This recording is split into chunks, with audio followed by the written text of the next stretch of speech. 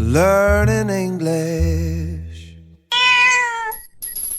Picture yourself at a crowded store, Your friend is totally stuck between two choices and begs for your opinion. You clearly see a better option, but you definitely don't want to sound bossy or take away their freedom to choose. How do you guide them without commanding them? Welcome back to Radio Eikaiwa Quick Recap by Noelia, Lesson 68. Speaking Patterns Choices 3, Presenting a Better Option. Right. So today's mission is really about learning how to present a smarter alternative while, ensuring the final decision remains firmly in your partner's hand. Exactly. It is a delicate balance. Here's the key sentence. It's up to you, though I'd lean toward a fuel-efficient compact. That is a great one. One more time. It's up to you, though I'd lean toward a fuel-efficient compact. This specific phrasing, especially those words, lean toward, they are doing a lot of subtle psychological work. It establishes your preference without backing the other person into a corner. Yeah, think about it like gently tipping a scale with just one single finger, rather than slamming a heavy iron weight down on it. Right, that makes total sense. When you drop a heavy demand on someone, human nature kicks in, right? They instinctively push back to protect their autonomy. Oh, absolutely. Their ego just gets defensive immediately. So by just adding a little gravity to one side of the scale, you circumvent that entirely. And that opening clause, it's up to you, acts as the ultimate pressure release valve for the conversation.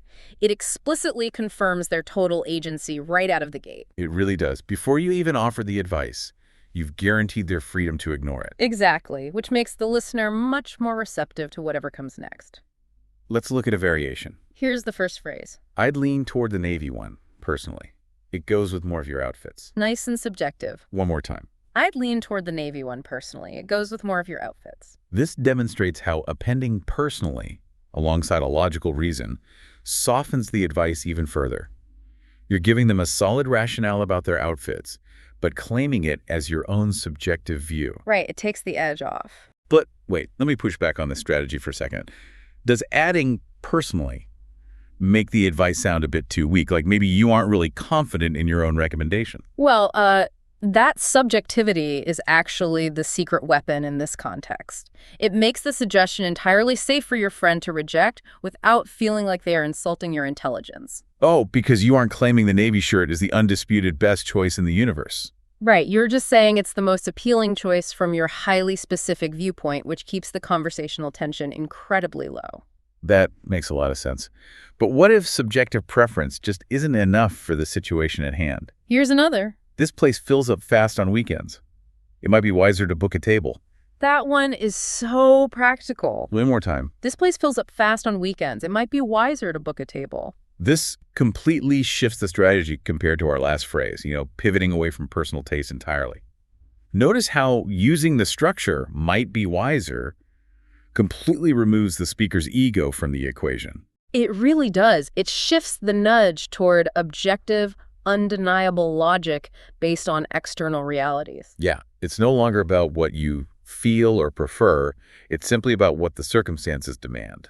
Exactly. And it's hard for anyone to argue against pure wisdom, especially when you pair it with a concrete fact like the restaurant filling up fast. You're framing the choice as a matter of simple logistics rather than a clash of opinions, letting the facts do the heavy lifting. Here's today's scene. Two roommates are deciding how to pay for a new home office printer. The stakes are relatively low, but maintaining a sense of fairness is key to keeping the peace. Okay, go. We're really going to need a printer for the home office now. Yeah, I'll just order one. I'm the one who nagged about it anyway. Don't worry about it, though. It could make sense to split the cost. We'll both use it about the same.